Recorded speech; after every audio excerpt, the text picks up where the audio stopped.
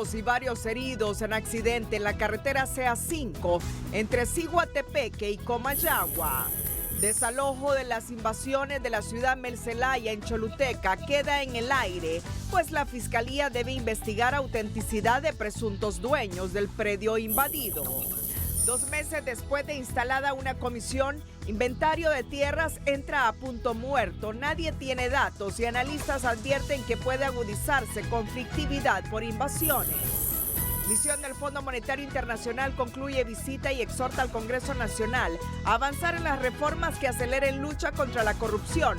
Y la UFERCO empieza a mostrar su desencanto con el legislativo. Diputada Espinosa dice que si la Sisi no es instalada en Honduras, el país no accederá nuevamente a la cuenta del milenio. Como un nuevo revés parlamentario, califican la no aprobación este martes de la ley del Consejo Nacional de Defensa y Seguridad, pero Russell Tomé dice que será el próximo martes.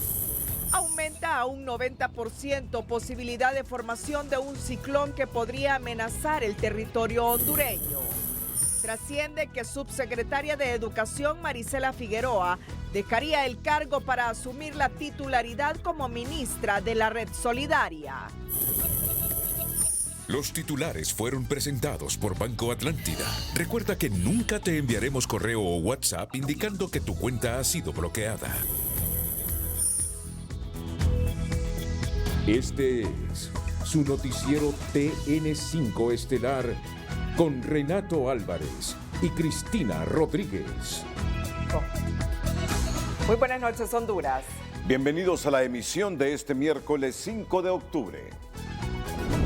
La noticia del día es presentada por Claro. Pórtate a Claro con tu mismo número en planes postpago y recibí gratis 2 meses y un smartphone. 3 personas muertas y 8 heridos deja el accidente de un microbús de pasajeros a la altura del kilómetro 100 de la carretera CA5 entre Ciguatepeque y Comayagua por presuntos desperfectos mecánicos. Un accidente de tráfico tipo colisión registrado esta mañana en el kilómetro 100 de la carretera CA5 deja un saldo de 3 personas fallecidas y varias personas heridas, reportan autoridades de la Policía Nacional. Carretera que conduce Comayagua a Ciguatepeque es un evento en el cual el vehículo automotor tipo bus pequeño que traía varios pasajeros perdió el control después de que una de las llantas y el rin se le zafó de la unidad vehicular. Realizó una maniobra impactando en un camión que venía en sentido contrario. Tenemos 8 lesionados, 3 personas que lamentablemente perdieron la vida. El informe policial establece que las 3 víctimas mortales pasajeros del microbús son David Cristóbal Colindres Sorto, Iris Jacqueline Mendoza Jiménez y Elvia Johanna Martínez Suazo. Descartamos dentro de los números de accidentes o personas que pierden de la vida en los operativos de CONAPREM, porque no eran turistas, no era un desplazamiento vehicular o de personas que iban hacia un balneario o que estaban libres. Por el contrario, eran personas que andaban laborando, trabajando, y también el vehículo automotor que venía en sentido contrario estaba haciendo lo mismo.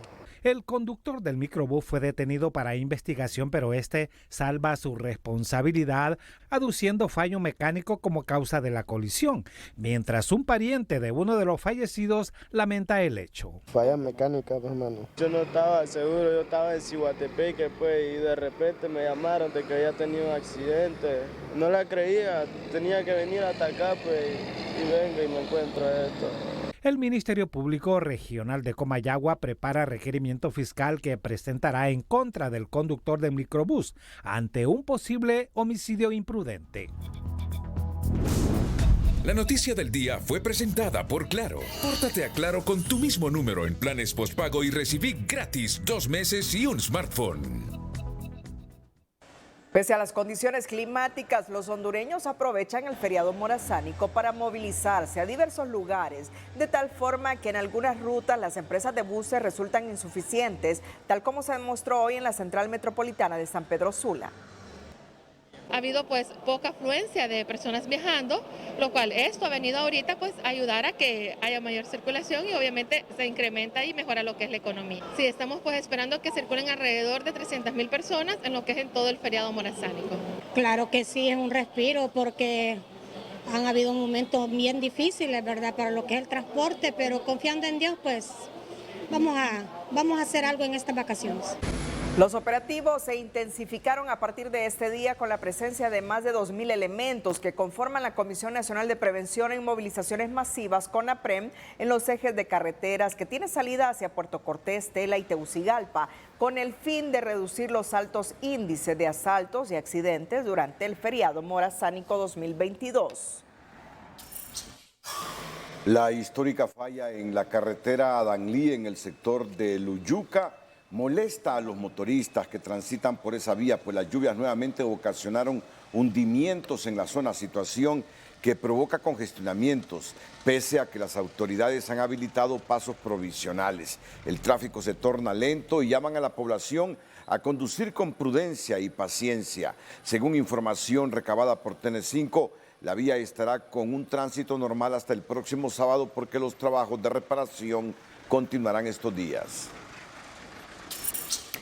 El ayudante de una unidad de la ruta Impala que cubre el corredor entre Puerto Cortés y San Pedro Sula murió luego de que un desconocido que viajaba en la unidad como pasajero le disparó, falleciendo minutos después en el lugar. Los impactos también alcanzaron al conductor del bus, quien fue trasladado de emergencia a un hospital. El hecho se suscitó a la altura del desvío de La Jutosa en Choloma. El vicepresidente del Congreso, Russell Tomé, aseguró que el próximo martes en la sesión legislativa será aprobada la nueva Ley de Defensa y Seguridad Nacional, después de que la diputada del Partido Salvador de Honduras, Maribel Espinosa, le expresara que apoyarán las iniciativas que envía el Poder Ejecutivo. Y me dijo, nosotros, PCH, quiero decirle que nosotros vamos a apoyar todos los proyectos que vengan del Poder Ejecutivo. Estamos para ayudarlos. Queremos que el Partido Libre, que la presidenta Xiomara, siente el respaldo de esta bancada en alianza. Bueno, le digo, esa es una buena noticia.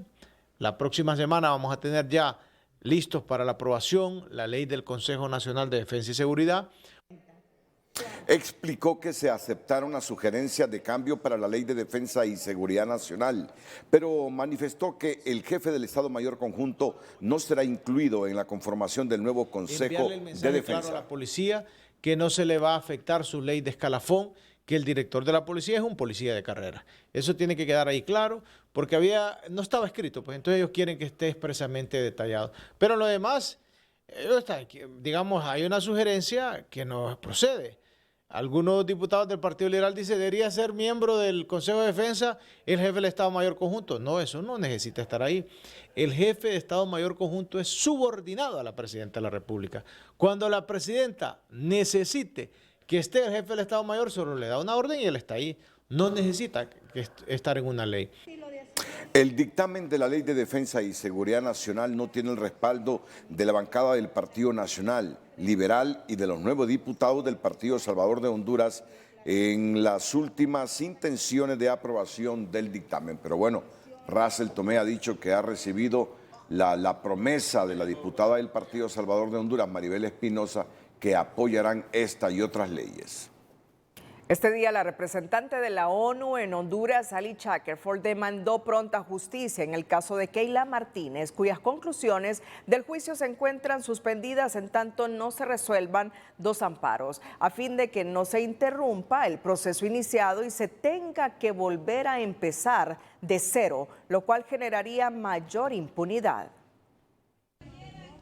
El asesinato de Keila Martínez es un crimen que necesita justicia, frase que la coordinadora residente de Naciones Unidas en Honduras colgó en su cuenta de Twitter en el interés de una resolución pronta de 2 amparos. Un chiamato per la risoluzione pronta di estos amparos, perché ellos están prácticamente afectando el juicio que está en pausa para estos mismos amparos. El juicio para el policía Harold Rolando Perdomo Sarmiento se detuvo el lunes 26 de septiembre pasado tras concluir la evacuación de pruebas, sin entrar a conclusiones hasta que se resuelvan los recursos pendientes. La investigación y judicialización de este crimen debe de llevarse con determinación y con eficacia, por lo que cualquier retraso injustificado propicia una situación de impunidad y obviamente envía un mensaje de tolerancia frente a las violencias contra las mujeres y y las niñas. El principio de concentración se rompería en el caso Keila Martínez y todo lo actuado sería nulo si la pausa se prolonga más allá de 15 días hábiles, preocupación que la señora Shackelford plantea en sus redes sociales. Ricordiamonos que este es un caso emblemático, un caso de muerte violenta de una mujer, per el cual se está solicitando la definición también de femicidio, y el primer caso también de femicidio contra alguien de la policía. El presidente del Comité para la Defensa de los Derechos Humanos en Honduras es del criterio que en este proceso penal hace falta imputar a más personas. Cree que la investigación está incompleta. No es sentenciando a una persona porque estuvo en el lugar de los hechos, pero los demás, ¿dónde están? ¿Quiénes participaron? ¿Quiénes golpearon a Keila? ¿A quién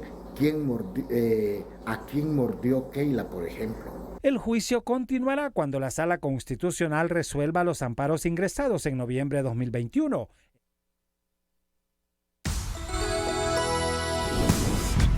Más adelante aquí en el noticiero líder, César Quintanilla informándonos sobre este disturbio que según los expertos tiene altas probabilidades que se convierta primero en depresión, tormenta y en huracán y que esté azotando Honduras la próxima semana. Atentos a esta información aquí en el noticiero líder.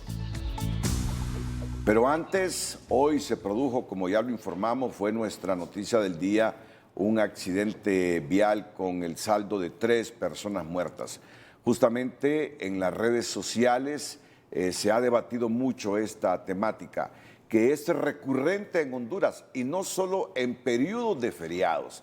Permanentemente Honduras registra accidentes viales con saldo mortal, sin que el Estado ejecute una política pública para disuadir, para reducir esta cantidad de accidentes con muertos que se suscitan en las diversas carreteras del país. Lo canalizamos con Alexia Mejía en TN5 en línea. TN5 en línea es presentado por Banpaís, porque solo unidos construiremos un país para todos. Banpaís, 30 años siempre de tu lado. La situación mantiene en alerta a los hondureños en las redes sociales, que además de lamentar lo ocurrido, recuerdan que esto no es la primera vez que pasa y no dudan en creer que fue exceso de velocidad. Critican que los hondureños crean que una calle pavimentada y sin baches es justo para excederse cuando no es así. Aunque algunos incluso escriben que la situación podría mejorar si las autoridades instalaran casetas para chequear los frenos. Sin embargo, otros se mantienen escépticos y dicen que podrán venir 1000 gobiernos y ninguno detendrá el problema. Mientras que otro sector de los hondureños considera que el problema casi siempre es por irresponsabilidad y consideran que cuando ocurren estos hechos, tanto los conductores como los dueños de buses deben pagar las consecuencias ya que no capacitan a sus motoristas. Entre martes y miércoles, 5 personas han muerto y más de 30 han resultado heridas, incluyendo a recién nacidos, a causa de accidentes de tránsito en una unidad de transporte. Y quienes aún no salen de sus viviendas a vacacionar, ya tienen el temor de encontrar la muerte en el camino. TN5 en línea fue presentado por Banpaís, porque solo unidos construiremos un país para todos. Banpaís, 30 años siempre de tu lado. En la sección de tecnología, Jennifer Girón nos adelanta cómo Microsoft sigue apostando por el lanzamiento de su propia línea de móviles plegables. La sección de tecnología es presentada por Jet Stereo, expertos en televisores a la medida de tu pasión. Jet Stereo, cuando quieras lo mejor. Microsoft ahora se inspira en Samsung. Al menos eso es lo que parece al filtrarse una patente del nuevo Microsoft Surface Duo 3, que será plegable, al más estilo puro del Galaxy Z Fold 4. Microsoft sigue apostando por el lanzamiento de su propia línea de móviles plegables y el Microsoft Surface Duo 3 será el próximo en llegar al catálogo de la compañía. Ahora se ha filtrado una patente que muestra su diseño. A diferencia de los modelos anteriores, parece que este Microsoft Surface Duo 3 no contaría con 2 pantallas separadas por una bisagra, sino con una sola pantalla flexible, algo muy similar a lo que hacen compañías como Samsung, Huawei o Xiaomi. Este cambio es bastante relevante, en especial en cuanto a la usabilidad, ya que hace que sea posible disfrutar de la experiencia de contar con una sola pantalla de gran tamaño, algo que Android ya aprovecha para la multitarea. Al parecer este dispositivo saldría en el 2023 y se espera que la pantalla sea plegable hacia ambos lados. Esta es una característica muy novedosa porque permitiría cerrar la pantalla hacia un lado o también dejarla del todo expuesta. La sección de tecnología fue presentada por Jet Stereo, expertos en televisores a la medida de tu pasión. Jet Stereo, cuando quieras lo mejor. El precio del dólar y el euro es presentado por Bancredomatic. Apoyamos a las emprendedoras de hoy con nuestro programa Mujeres Back sin límites.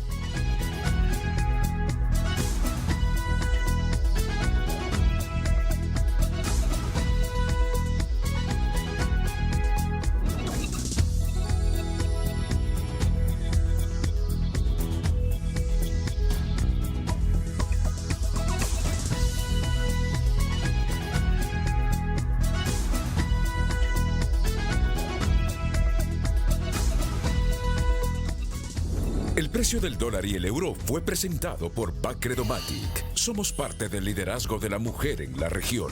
Mujeres Back sin límites. Bueno, hay suficientes razones para que los medios de comunicación primemos esta noticia del disturbio tropical en el Atlántico. No solo por lo que nos dicen nuestros expertos como César Quintanilla, que hay altas posibilidades que se convierta en un huracán, sino porque el mes de octubre ha sido uno de los meses más peligrosos por estos fenómenos climáticos para Honduras.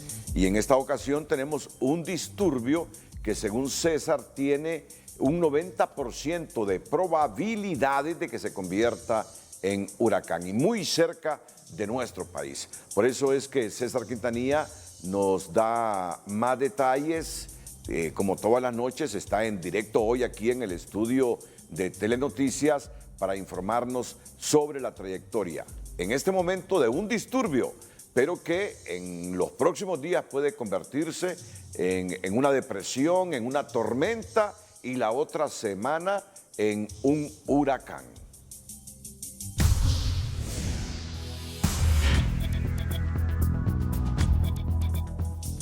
Así es, Renato, feliz noche para todos. En efecto, estamos con los ojos puestos en ese sistema porque usted ha mencionado claramente, hemos tenido un año atípico con el fenómeno de la Niña, que nos ha dejado un año realmente lluvioso. En cualquier localidad que ustedes van, la gente se aboca y le dice, mire, este año pues ha sido extremadamente lluvioso, no había pasado así desde hace décadas. Bueno, pues lo que pasa ahora es que estamos en un mes atípico, además de la Niña, cambio climático. Estos fenómenos que se están formando causan peligro porque comienza a enfriarse las aguas del Caribe, comienzan a enfriarse las aguas del Golfo de México y tal como sucedió con Ian, que venía en esta trayectoria y luego tomó hacia arriba, ahora no lo podrá hacer porque hay dos frentes fríos que ya han descendido y que han enfriado esas aguas. Entonces, este sistema que se ha formado y que viene pegadito a las costas de Sudamérica, pues tiene todas las posibilidades de desarrollo. De ayer a hoy, el centro de huracanes ha aumentado del 70% al 90% de posibilidades que se forme en una depresión tropical en las próximas horas y, ¿por qué no?, en una tormenta tropical. Lo que ha frenado un poco el sistema es que está muy pegado a la costa en este momento y por eso no ha encontrado desarrollo. Sin embargo, ¿por qué el centro de huracanes ha aumentado a 90% las posibilidades? Sencillamente porque en el reconocimiento del cazahuracanes encontró pues un mayor movimiento de esa tormenta, que es una rotación amplia, y además que las presiones han bajado más. De ayer a hoy las presiones han bajado y esos son indicativos de que este sistema, pues al nomás despegarse de la costa, entonces comienza a tener un desarrollo, y más cuando va a entrar a aguas cálidas hasta de 30 grados en el Caribe centroamericano. Entonces, la proyección es que este sistema para el día domingo ya las bandas estén azotando la parte oriental de nuestro país y el día lunes ingrese ya el sistema como tal porque trae un movimiento rápido. Entonces, no será para las próximas 24 horas, pero tenemos los ojos bien puestos en el sistema y abundante lluvia debemos esperar para el fin de semana y el día lunes principalmente, y ya les comentaremos sobre los acumulados que tendremos. Para esta jornada que se avecina, las lluvias estarán localizadas en la parte sur, centro, regiones del oriente, algunas áreas de la zona norte y en el occidente. Es decir que las lluvias no van a frenar en esta semana de feriado y la gente que anda veraneando pues se va a encontrar con condiciones también de suelos saturados de agua y riesgo también cuando se conducen en carretera porque las lluvias continúan este jueves, viernes y hacia el fin de semana. Se lo vamos adelantando. En cuanto al oleaje, por lo menos para las próximas 24 horas no hay problema. Tanto en el litoral Caribe como en el Pacífico la condición es completamente estable y se pueden realizar todas las faenas, tanto de transporte marítimo como también la pesca artesanal. Entre 23 y 28 grados Celsius las temperaturas para esta próxima jornada en el norte del país, solamente Cortés con máximas de 30, en el sur sí, vamos con picos de 34, 18 y 28 aquí en la parte central del país, entre 14 y 29 en el occidente, la región oriental con mínimas de 20 y una máxima de 28. Bueno, estamos pendientes de este disturbio tropical con probabilidad de depresión tropical y posteriormente a tormenta. Y mañana tempranito les tendremos informados en Frente a Frente. A estar pendientes.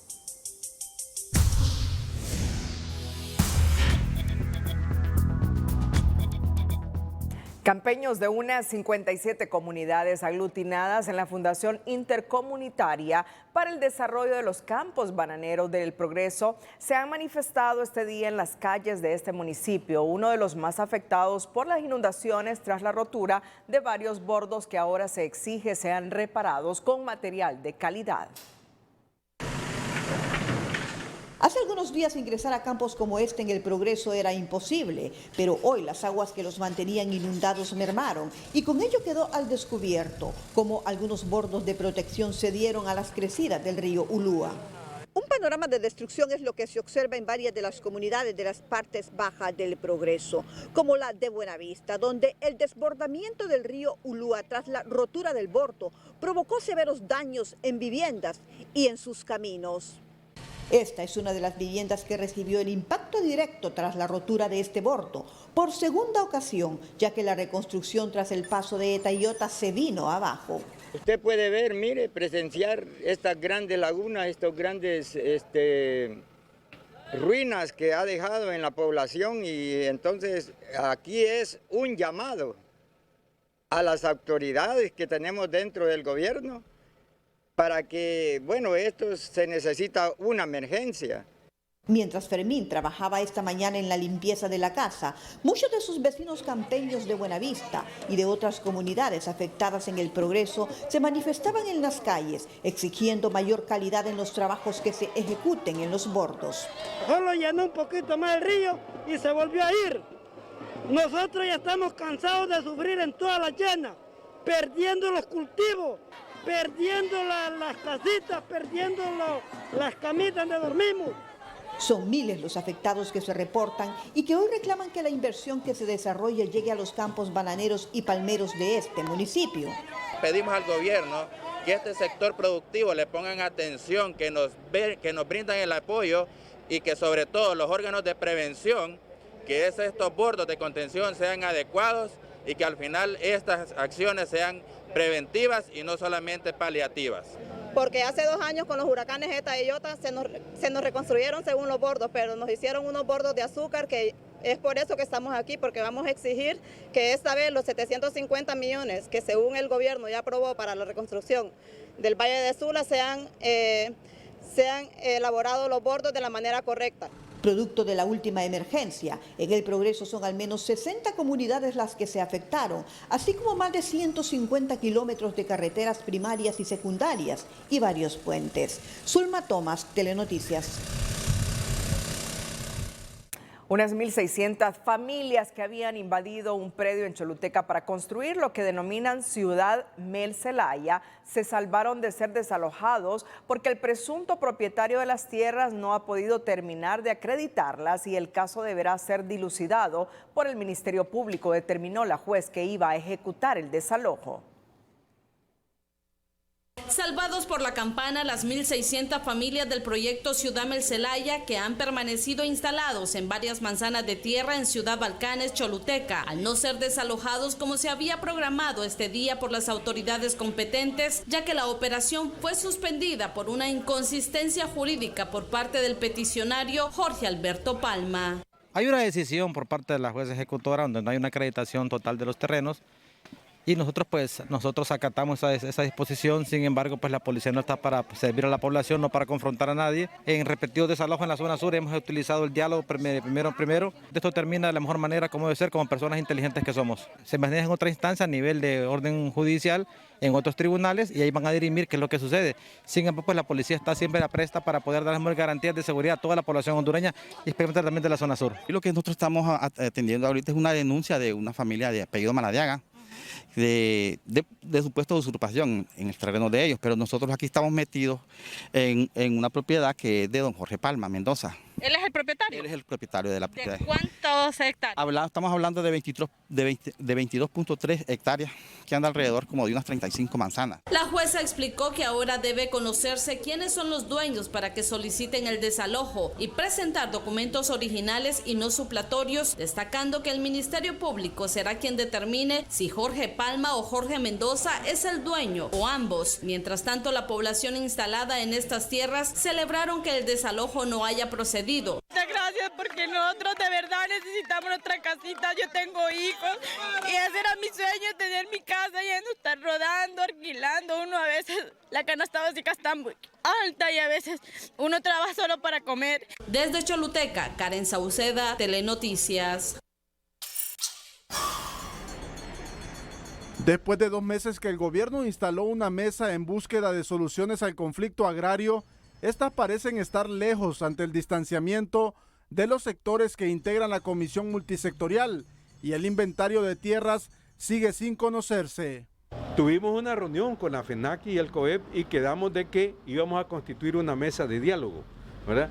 Inclusive pusimos un término de 15 días, pero no sabemos qué pasó con la FENAC y el COEP, que no llegaron ni a los 15 días y todavía los estamos esperando. Pero yo creo que es fundamental que el COEP, que la FENAC, que las confederaciones campesinas y el Estado de Honduras, ¿verdad?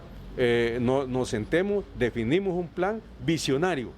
Sin embargo, la empresa privada es del criterio que la presidenta Xiomara Castro es la que debe buscar una solución al conflicto y exigirle a las autoridades a poner un alto a la situación. Debe de saber conducir adecuadamente el destino del país. Ella cuenta con el respaldo de todos los hondureños para que a todos nos vaya bien. Y creo que debe de exigirle a las autoridades correspondientes que pongan orden en esta situación, porque entonces no va a venir la ansiada inversión. El caso Ciudad Mel-Zelaya en Choluteca, que sigue sin resolverse, solo aviva la conflictividad en el campo, de acuerdo a este analista, que asegura que el conflicto no genera certidumbre para la inversión en el país. Sin lugar a dudas que esto genera inestabilidad, genera incertidumbre, genera inseguridad, porque no solamente es el tema agrario que está ocurriendo, el tema de tierras que está ocurriendo, también en otras latitudes del país. Y uno debería estar pensando en que urge aquí definiciones del Estado, de la gobernante, para que el tema agrario esté en la agenda. Según el Consejo Hondureño de la Empresa Privada, en Honduras existen 12.000 hectáreas de tierra invadidas. Claro ejemplo es el actual conflicto en Choluteca, en la conocida ciudad Mel-Zelaya, invadida por centenares de personas de la zona y donde hoy se había programado un desalojo y no se pudo llevar a cabo. Asimismo, la problemática en el sector agrario deja pérdidas arriba de los 2.000 millones de dólares, según el COEP, y los sectores afectados esperan llegar a una solución permanente, duradera y justa para garantizar la seguridad jurídica del país. El Foro Social de la Deuda Externa, FOSDE, presentó una propuesta para medir el índice de conflictividad socioambiental de Honduras, en el que definió 6 indicadores que inciden en la conflictividad social del país: ambiente de inversión, desequilibrios territoriales, instituciones políticas, mecanismos de protección de derechos humanos, resistencia de la población, impactos en los titulares de derechos y los impactos sociales. El FOSDE afirma que la mayor parte de los conflictos sociales en Honduras están relacionados a temas como los derechos humanos políticos y el uso de los recursos del país.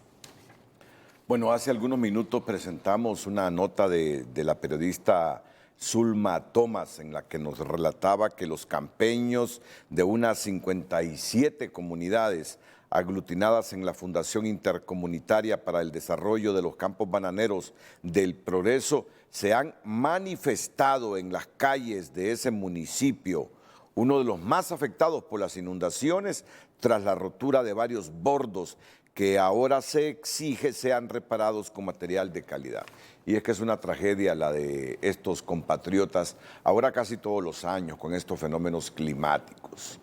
Se reparan los bordos, cuando vienen las lluvias se rompen los bordos, se inundan los mismos municipios, las mismas aldeas, la gente pierde sus bienes, saca lodo de sus casas, se vuelve a instalar para esperar otra inundación. Así es, un país que no es rico como el nuestro pierde ahora anualmente su riqueza producto de estas inundaciones. Por eso mismo es que urge la sociedad que en el Valle de Sula se construyan estas 3 represas. Honduras. No se puede dar el lujo Honduras en un sector que produce el 70% del PIB del país, el 70% del Producto Interno Bruto del país, estar perdiendo anualmente parte de su riqueza por no tener estas represas que mitiguen la cantidad de agua que lleva el cauce de los ríos Chamelecón y el Ulúa. Represas que serían multiusos para riego, para generar electricidad, entre otras actividades. Y a propósito de esto, vamos a presentar nuevamente una nota que nos preparó el periodista Orlin Martínez, de la situación, de la aflicción, de la tristeza con que quedan estos hondureños que cada año pierden lo que generan, que cada año pierden la riqueza que hacen. Juan Antonio Cruz junto a su esposa no creen levantarse de otro golpe de la naturaleza. Este propietario de un negocio de tajadas y operado del corazón en 3 ocasiones, reciente como en un lapso de 2 años, las pérdidas económicas han tocado su medio trabajo, primero con la pandemia, luego las tormentas Eta y Iota, y hoy con el desbordamiento del río Ulúa, casi pierde su casa en la comunidad de Buenavista en el Progreso Yoro. La verdad que uno quiere salir adelante, ¿verdad? Pero bien difícil, imagínese, reconstruir primero su hogar y después ver lo del negocio.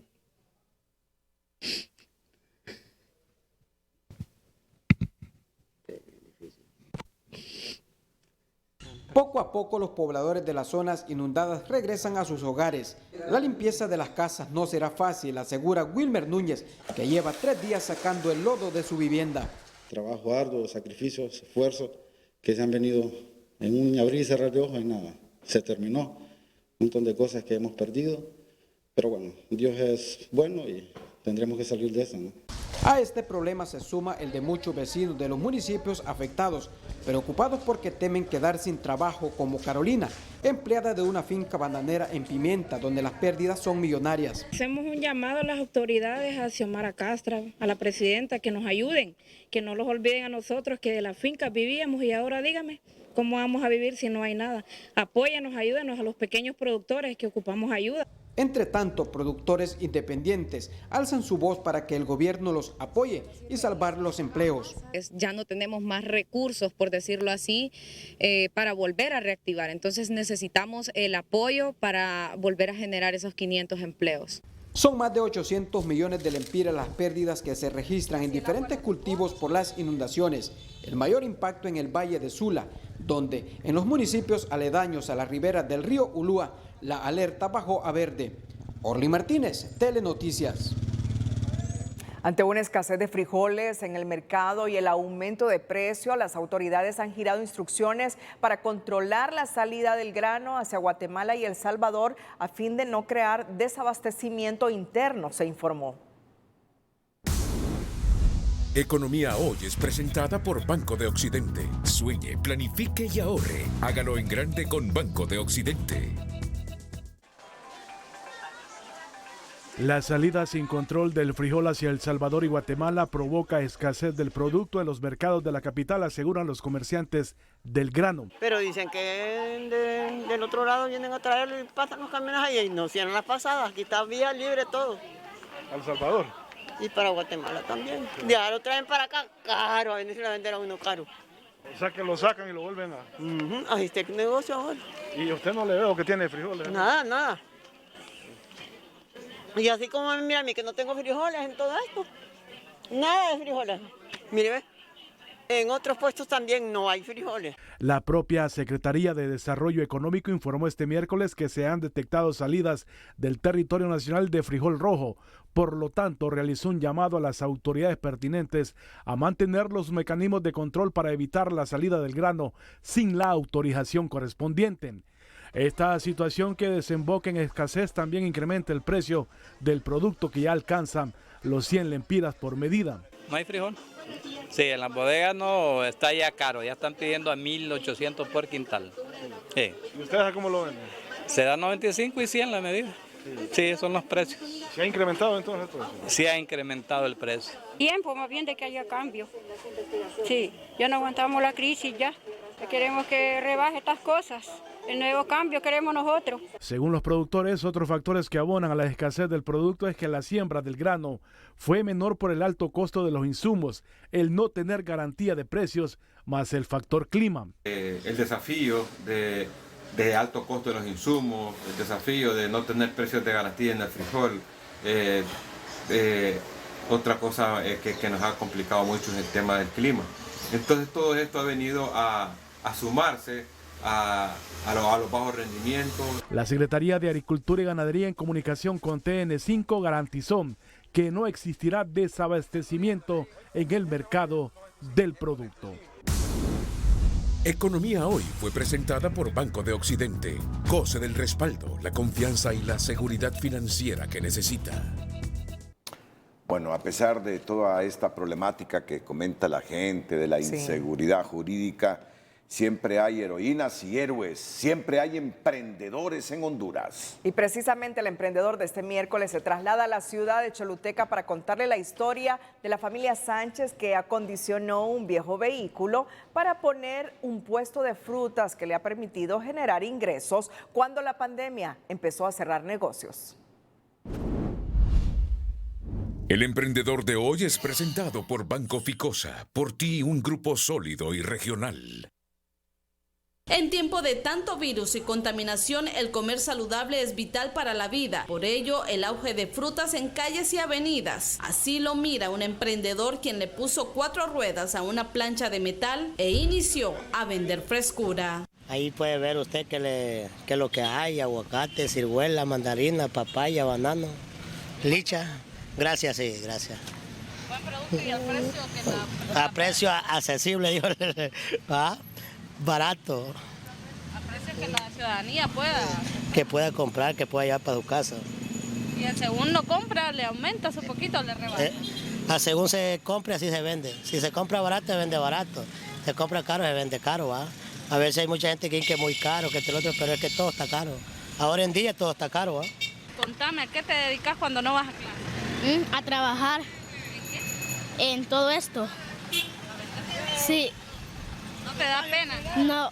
El rambután, jocotes, mango, aguacate, entre otras frutas, son las que ofrece a sus clientes, quienes con sus compras ayudan con la economía de una familia. Es correcto, de esto lo mantenemos, entonces tenemos que buscar el pan de cada día para poderlo mantener, porque de otra forma no se puede. Desde Choluteca, Karen Sauceda, Telenoticias. El emprendedor de hoy fue presentado por Banco Ficosa, por ti un grupo sólido y regional.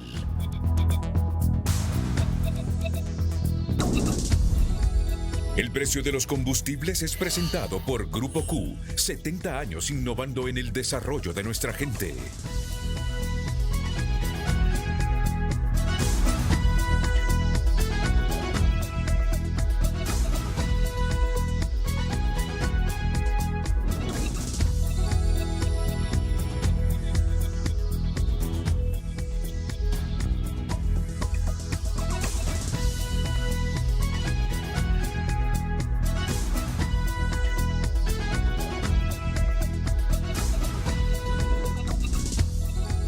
El precio de los combustibles fue presentado por Grupo Q, 70 años innovando en servicio.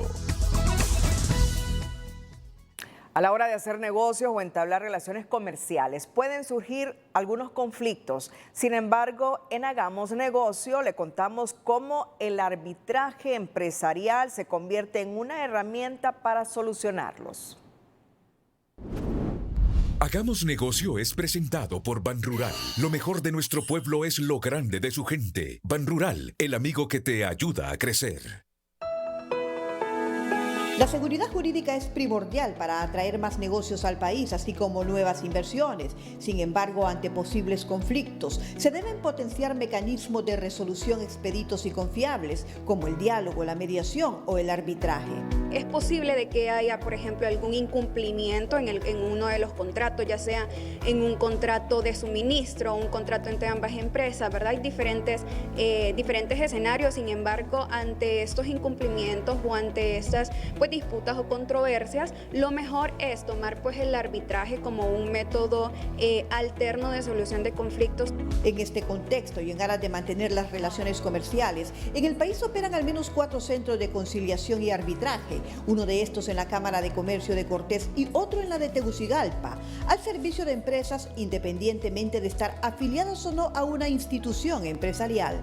Esto es para todos los rangos de empresas, para todos los rubros, para todas las categorías de empresas, tanto las pequeñas, grandes, micro. Lo recomendamos para cualquier tipo de comerciante, para cualquier tipo de negocio jurídico, de negocio comercial que se realice. El arbitraje como método alterno de solución cuenta con varias ventajas. No puede superar los 6 meses de duración un proceso usualmente, ¿verdad? Al menos que las partes lo solicitan, y es confidencial en el sentido de que la información del empresario, del comerciante, no sale a la luz. Contar con herramientas como el arbitraje en la solución de conflictos a nivel empresarial es clave en un país cuando se habla de captación de inversiones y de ser más competitivos. Hagamos Negocio fue presentado por Banrural. Lo mejor de nuestro pueblo es lo grande de su gente. Banrural, el amigo que te ayuda a crecer. Para el Sindicato de Trabajadores de la Empresa Nacional de Energía Eléctrica, SNE, la reciente renegociación de contratos con varios generadores privados debe reflejarse en las finanzas de la estatal eléctrica, pero mucho más en la factura de los abonados que hace años cargan con los desaciertos de la ANE. Cualquier valor agregado o cualquier reducción, ya puede ser un centavo, medio centavo de dólar en la generación de un kilowatt hora, se vea reflejado al consumidor final, que en este caso son nuestros abonados. Que esos valores de esa negociación tampoco nos vaya a hacer atol con el dedo, sino que sean valores reales, que se miren. Según el gerente interino de la ANE, el ahorro por la renegociación de contratos será de 1.000 millones de lempiras anuales, una suma que se espera oxigene las finanzas de la institución y provoque una rebaja en la tarifa que beneficie de manera directa a los consumidores de este servicio público. La misión del Fondo Monetario Internacional, que hace algunos días llegó al país, visitó hoy al presidente del Congreso de la República, Luis Redondo. Y mire usted cómo la posibilidad de que Honduras tenga un nuevo acuerdo con el Fondo Monetario Internacional no solo depende de la macroeconomía y de los compromisos que en este sentido haga el gobierno de la República, sino de su compromiso en el combate a la corrupción. En un nuevo encuentro de la misión del Fondo Monetario Internacional FMI con el Congreso Nacional, esta vez con la presencia de su titular Luis Redondo, la agenda de la reunión se centró sobre cómo el legislativo puede apoyar al Poder Ejecutivo en avanzar en un plan de reformas, en especial en la lucha contra la corrupción, entre otros temas. Y enfatizando la agenda legislativa, la contribución que puede hacer el Congreso en el sentido de una serie de reformas legislativas que se pueden dar en procura de mejorar la lucha contra la corrupción. El tema de cómo Congreso puede apoyar al Ejecutivo a avanzar el plan de reformas para Honduras, el tema de la anticorrupción, el tema de transparencia, el tema de sostenibilidad fiscal, la importancia realmente de construir consenso para todas las reformas de que Honduras necesita tanto. La diputada presidenta de la Comisión Especial Anticorrupción, Fátima Mena, expuso a la misión del FMI los avances en la lucha contra la corrupción. Derogaciones importantes como la derogación de la ley de secretos, una comisión especial nombrada para la revisión del Código Penal, ya que hay algunos delitos especialmente marcados en temas que tienen que ver con lavado de activos, que deben de revisarse. Los congresistas explicaron a los personeros de la misión del Organismo de Crédito Internacional el acuerdo alcanzado entre el Ejecutivo y las 14 empresas generadoras de energía. Fue muy interesante escuchar de la Comisión del Fondo Monetario que miran extraordinario este avance del gobierno de la presidenta Xiomara Castro cuando el ministro del ENE, Eric Tejeda, con la ministra Rixi Moncada, lograron alcanzar este acuerdo de renegociación de los contratos con los empresarios. Por su parte, la misión del Fondo Monetario Internacional en un comunicado informó que concluyó este miércoles la visita a Honduras, que inició el 26 de septiembre para revisar el comportamiento de la economía del país. La jefa de la misión señaló que la próxima visita del equipo del FMI a Honduras será próximamente para continuar los análisis y agradeció a todas las partes por una discusión franca, abierta y su amable hospitalidad. En esta nueva visita de la misión del Fondo Monetario a Honduras, es la segunda vez que llega al Congreso Nacional de la República. Y la vocera de esta misión insiste en lo mismo, en la necesidad de que el Congreso reforme las leyes que está exigiendo la sociedad civil hondureña, que inclusive exige el fiscal de la UFERCO, Luis Javier Santos, que está sugiriendo la Organización de las Naciones Unidas, y todo para el combate a la corrupción. Es decir, un nuevo acuerdo con el Fondo Monetario Internacional va a depender siempre de esos aspectos de déficit fiscal, de tener saneada la macroeconomía del país. Pero ahora tiene este componente, combate a la corrupción, y que el Congreso haga lo suyo en el combate a la corrupción. Es básico, es básico. 2 visitas al Congreso en esta nueva visita que han hecho a Honduras la misión del Fondo Monetario Internacional, insistiendo en lo mismo. Honduras necesita legislar, reformar para combatir la corrupción. Educación Financiera es presentada por Banpaís. Obtén 10% de descuento en combustible con tus nuevas tarjetas Mastercard Banpaís. Beneficios: construir y fortalecer la confianza en el sistema financiero, dar a conocer los productos y servicios informados, contar con clientes y usuarios financieros informados, fidelizar a sus clientes y consolidar a sus productos financieros. Educación Financiera fue presentada por Banpaís. Obtén 10% de descuento en combustible con tus nuevas tarjetas Mastercard Banpaís.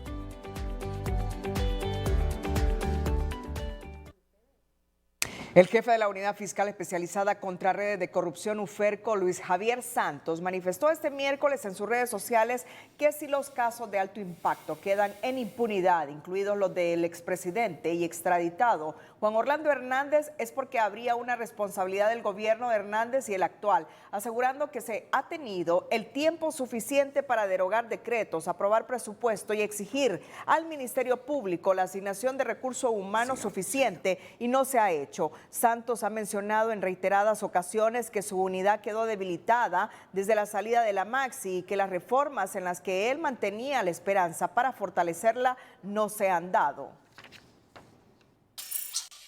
La diputada del Partido Salvador de Honduras, Maribel Espinosa, opinó sobre las altas expectativas de algunos funcionarios del gobierno para retornar próximamente a la cuenta del milenio. Advirtió que sin la instalación de la CICI en Honduras difícilmente se podrá acceder de nuevo a esos fondos. Apoyo la iniciativa del señor presidente de la Comisión Nacional de Banca y Seguros en el sentido de que debe de articularse una estrategia inmediata para cumplir con los requisitos y ser tomados en consideración nuevamente en la cuenta del milenio. Pero recordarles que si no viene la CICIG, no habrá cuenta del milenio que nos apoye. Nosotros tenemos que pasar del discurso al hecho concreto. La diputada explicó que el hecho concreto es suscribir lo más pronto posible el memorando de entendimiento y el convenio con la ONU para que la CICI se instale en Honduras con mayores atribuciones de las que tuvo la Maxi en el país.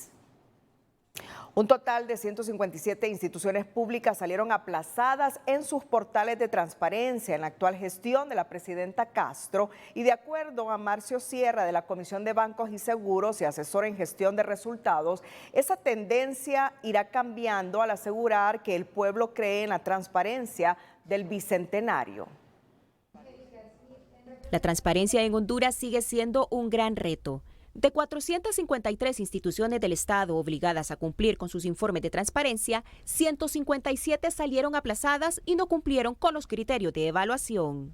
296 instituciones alcanzaron el cumplimiento de la publicación de la información, tal como lo determinan los artículos 4 y 13, y 157 instituciones no cumplieron con la publicación de la información. ¿Qué significa esto? Pues que estas instituciones son poco transparentes, no les interesa. De igual manera, no hay voluntad política para poder cumplir con la ley de transparencia y acceso a la información pública. Entre las instituciones de la Administración Central y descentralizada que no cumplieron con los criterios de transparencia se encuentra el Colegio de Abogados de Honduras, la Empresa Nacional de Energía Eléctrica, Empresa Nacional Portuaria, Empresa Nacional de Artes Gráficas, Instituto Hondureño de Mercadeo Agrícola, Instituto Nacional Agrario, Instituto Nacional de la Juventud, Secretaría de Coordinación General del Gobierno, Secretaría de Educación, INSEP, Mi Ambiente, Secretaría de Transparencia, entre otros. En el Colegio de Abogados explican que la reprobación es responsabilidad de las pasadas autoridades de la institución. Esto se hizo en el primer trimestre y yo todavía no había fungido como presidente del colegio. No obstante, el Instituto de Previsión, del cual soy presidente, donde se maneja el 92% de los fondos del Colegio de Abogados, salimos con excelencia y nos dieron una medalla, en lo cual nos sentimos muy orgullosos porque es el fondo más importante, por donde se manejan todos los fondos del colegio. El ministro asesor en gestión de resultados, Marcio Sierra, aseguró en nombre del gobierno que realizan grandes esfuerzos para transparentar al máximo todos los procesos. Detalló que cuentan con la confianza de la ciudadanía según una encuesta que realizaron recientemente. Nosotros mandamos a hacer una encuesta. Según la última encuesta de Cisgallup, el hondureño ha recuperado la esperanza con la entrada del mandato de la presidencia Castro al punto de que la percepción sobre corrupción del gobierno disminuyó notablemente. De esta manera, con la menor percepción de corrupción, el mandato de la presidenta Xiomara Castro, el porcentaje de hondureños que piensan que el rumbo del país va por el camino correcto se duplicó. El informe de verificación de información pública en portales de transparencia presentado este jueves corresponde al primer semestre del año 2022 e incluye a más de 400 instituciones obligadas del Estado que comprenden el Poder Ejecutivo, Judicial, Legislativo, instituciones desconcentradas, descentralizadas, autónomas, partidos políticos y ONGs. Gabriela Lobo, Telenoticias. Este miércoles Telenoticias conoció de fuentes fidedignas que la subsecretaria de Educación, Marisela Figueroa, abandonará su cargo a partir de la próxima semana para ocupar otro puesto en la administración pública. Figueroa, quien se venía desempeñando en la Subsecretaría de Asuntos Pedagógicos, trabajó durante estos meses en la reforma curricular acorde con la realidad del país que se implementará en los centros de enseñanza el próximo año. Aunque por ahora no existe información oficial sobre su nuevo cargo en el gobierno de la presidenta Castro, TN5 conoció que la funcionaria podría ser nombrada como ministra en la Red Solidaria, un programa considerado el brazo social de la administración del Bicentenario. Y en nuestra nota positiva, conozca esta noche la historia de un buen hondureño. No podemos decir lo contrario. De un buen hondureño, de profesión perito mercantil, que se dedica a la recolección de chatarra y el cuidado de perros y gatos, que son rescatados en la calle y que viven juntos en una casa cuna, apoyados por una fundación protectora de animales. La noticia positiva es presentada por Tigo. Aquí la mejor señal, aquí hay Tigo, la mejor señal y mayor cobertura conectando a Honduras.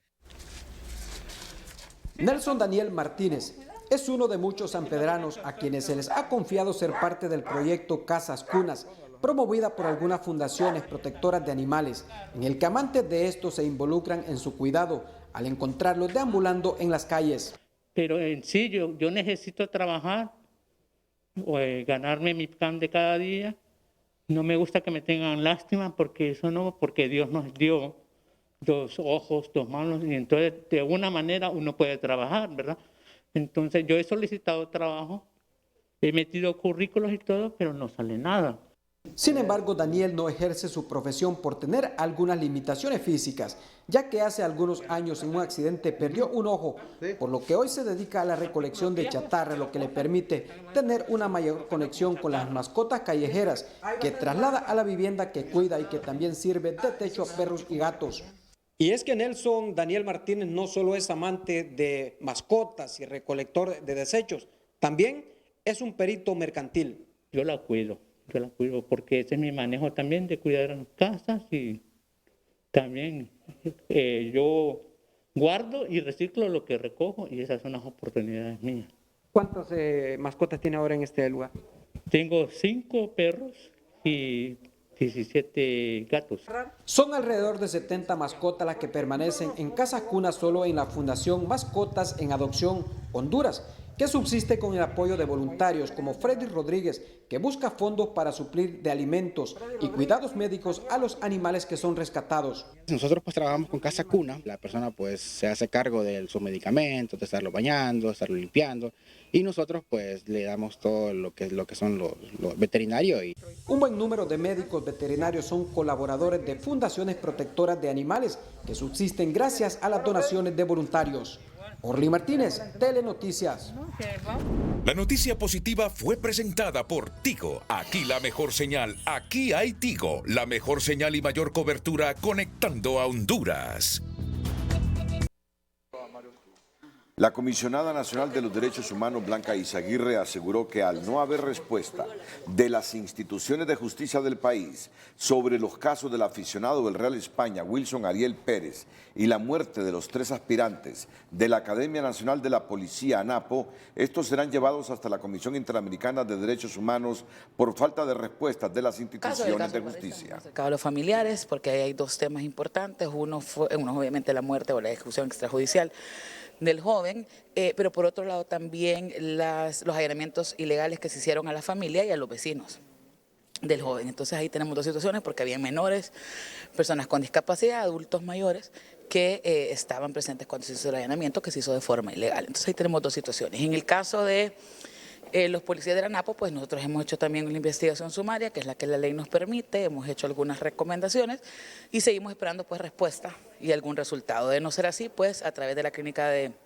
Control de Litigio Estratégico y de Convencionalidad, que ahora tiene el Comisionado Nacional en esta gestión, vamos a también elevar esto a las instancias internacionales, a que la Comisión tenga conocimiento, la Comisión Interamericana de Derechos Humanos, de cuál es la situación que se está dando. Izaguirre cuestionó que las instituciones de justicia, al solicitar información sobre los casos, responden con informes escuetos que no dicen mucho, que sumado al principio de reserva que tienen los casos, no se puede ampliar la búsqueda de información.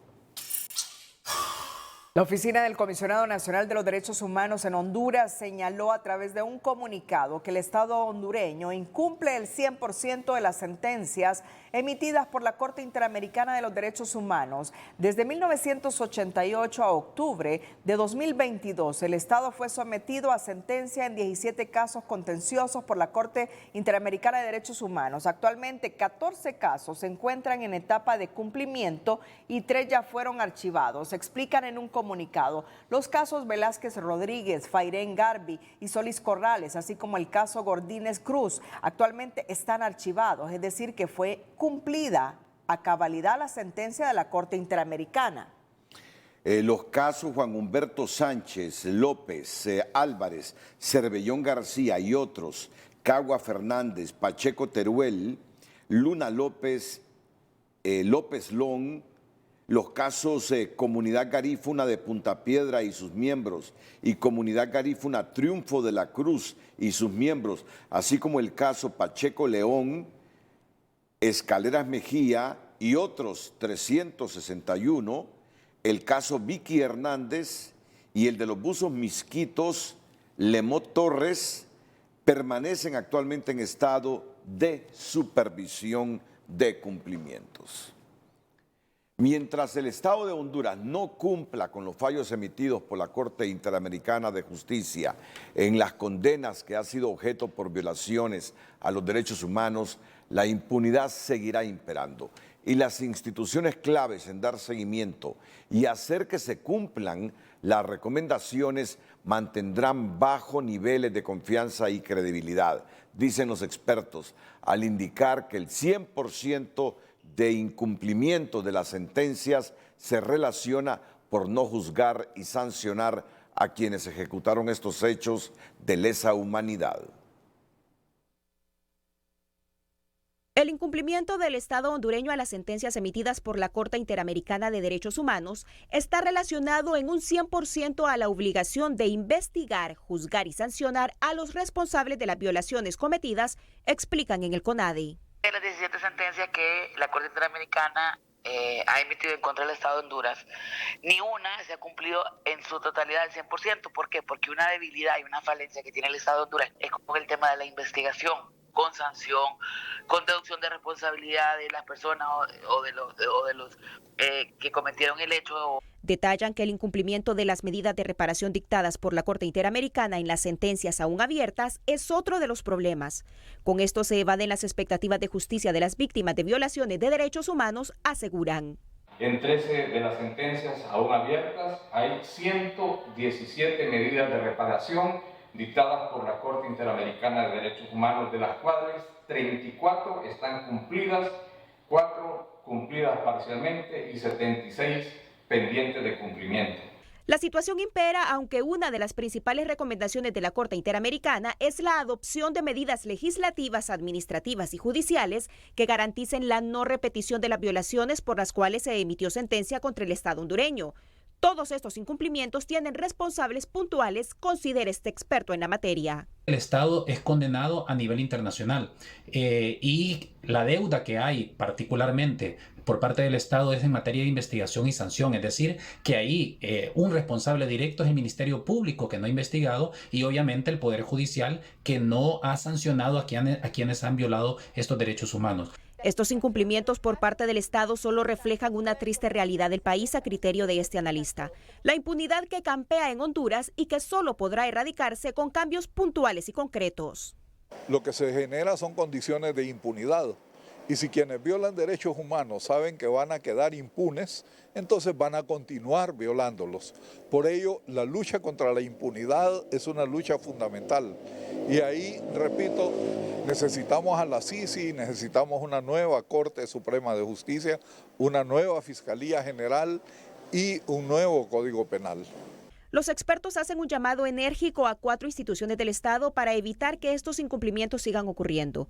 Al Ministerio Público porque es quien tiene el monopolio de la acción penal pública y debe investigar las violaciones a los derechos humanos. Al Poder Judicial porque es quien tiene que sancionar a quienes han cometido las violaciones, y a la Procuraduría General de la República porque es la institución que debe ejercer el principio de repetición y lograr que los responsables de los casos respondan por las indemnizaciones económicas que el Estado debe pagar a las víctimas o a sus familias.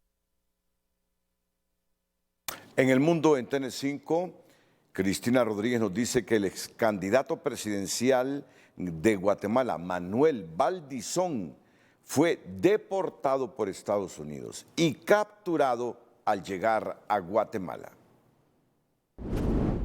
El mundo en TN5. En resolución de audiencia inicial, un juez de letras con jurisdicción nacional dictó auto de formal procesamiento con la medida de prisión preventiva en la causa instruida para 2 policías activos, un policía depurado y un cuarto imputado, todos miembros de una peligrosa banda criminal de acuerdo que opera en el Distrito Central, con la información brindada por las autoridades policiales. Prisión preventiva por el término de ley en la causa instruida contra los ciudadanos Daniel Esaú Torres, Orlin Antonio Ortiz, Jansen Francisco Velázquez y Marvin Daniel Salinas, por suponerlos responsables de los delitos de secuestro agravado y allanamiento de domicilio en perjuicio de un testigo protegido. Según la resolución dictada por el juez, el Ministerio Público logró acreditar la participación de los 4 acusados en los hechos por los que se presentó requerimiento fiscal y como consecuencia dictó formal procesamiento y ordenó que la prisión preventiva se cumpla en la cárcel para varones de Támara, Francisco Morazán. Bueno, y hoy comenzó el feriado morazánico, ¿verdad? Totalmente, Renato. Ya muchas familias hicieron maletas y en camino o todavía están esperando para salir mañana. Y sin importar las condiciones climáticas que hemos tenido, ni lo que se está pronosticando. Pero bien. Lo importante es que si saben que va a llover o que hay lugares deteriorados por las lluvias, que la velocidad así es, prudencia. Sea prudente, correcto. Eso es lo importante y eso es lo que recomendamos. Bueno, un ligero incremento de movilidad vehicular se registró durante este día en las 4 principales salidas del Distrito Central. Movimiento que marca la partida de regular cantidad de ciudadanos que aprovechan el feriado de la empresa privada y particulares con motivo del feriado. Sí, en efecto, ya podemos ver una considerable movilización de familias a diferentes sectores del territorio nacional. Tenemos puestos de control en las entradas y salidas de las grandes ciudades, concientizando mucho a la población para evitar accidentes automovilísticos, muertes por sumersión y lo que son delitos conexos. Las autoridades mantendrán activos los puestos de control y auxilio para quienes decidieron aprovechar el feriado visitando diferentes destinos turísticos del país, hasta su retorno programado para el sábado y en buen porcentaje hasta el domingo, para el domingo. La sección de salud es presentada por Aliviol. 24 horas de alivio contra el dolor y el estrés. Para cada tipo de dolor, un tipo de Aliviol. Durante el feriado morazánico, la mayoría de centros de salud del Distrito Central estarán cerrados. Sin embargo, si llega a necesitar atención médica, estos centros integrales de salud estarán habilitados desde este miércoles hasta el viernes 7 de octubre. CIS El Manchén, Los Pinos, Centro Integral Dr. Alonso Suazo, El Carrizal y San Miguel con un horario de 7 de la mañana a 2 de la tarde. Asimismo, estarán habilitados las 24 horas los triajes del Centro Cívico Gubernamental, Mayangle y Universidad Católica y se brindará atención médica en los albergues habilitados de la zona de la colonia Guillén y alrededores. En tanto, el Hospital Escuela suspende su consulta externa de niños y adultos desde hoy, retornando hasta el lunes 10 de octubre, aclarando que se mantiene personal de turno en los servicios de emergencia y salas de hospitalización del centro asistencial. La sección de salud fue presentada por Aliviol. 24 horas de alivio contra el dolor y el estrés. Para cada tipo de dolor, un tipo de Aliviol.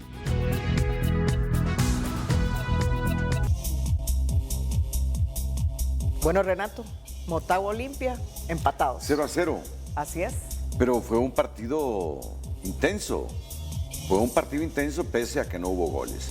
Así y es. hay un segundo partido para definir quién será el finalista. Esta información en los deportes Televicentro, donde también mostramos los goles del encuentro Real Madrid-Shakhtar que ganó el equipo madridista. A continuación, el hecho, la frase y la imagen del día con Telma Mejía.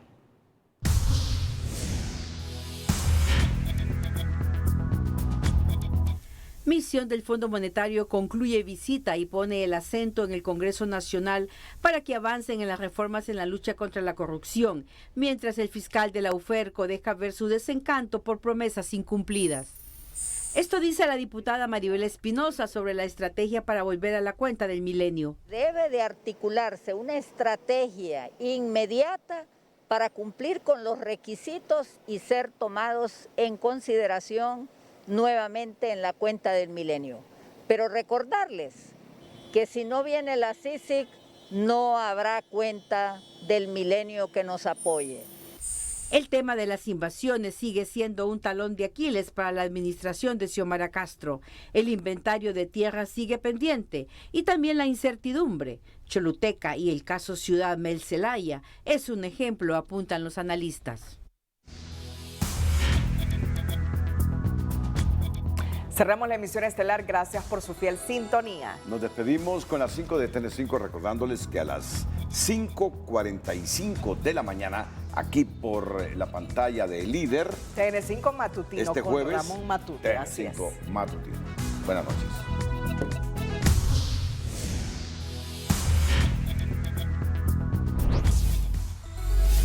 En el arranque del feriado morazánico se reportan 3 muertos y varios heridos en accidente en la carretera CA5 entre Ciguatepeque y Comayagua. 2 meses después de instalada una comisión, inventario de tierras entra a punto muerto. Nadie tiene datos y analistas advierten que puede agudizarse conflictividad por invasiones. Como un nuevo revés parlamentario, califican la no aprobación este martes de la ley del Consejo Nacional de Defensa y Seguridad, pero Russell Tomé dice que será el próximo martes. Aumenta a un 90% posibilidad de formación de un ciclón que podría amenazar el territorio hondureño. Trasciende que subsecretaria de Educación Marisela Figueroa dejaría el cargo para asumir la titularidad como ministra de la Red Solidaria.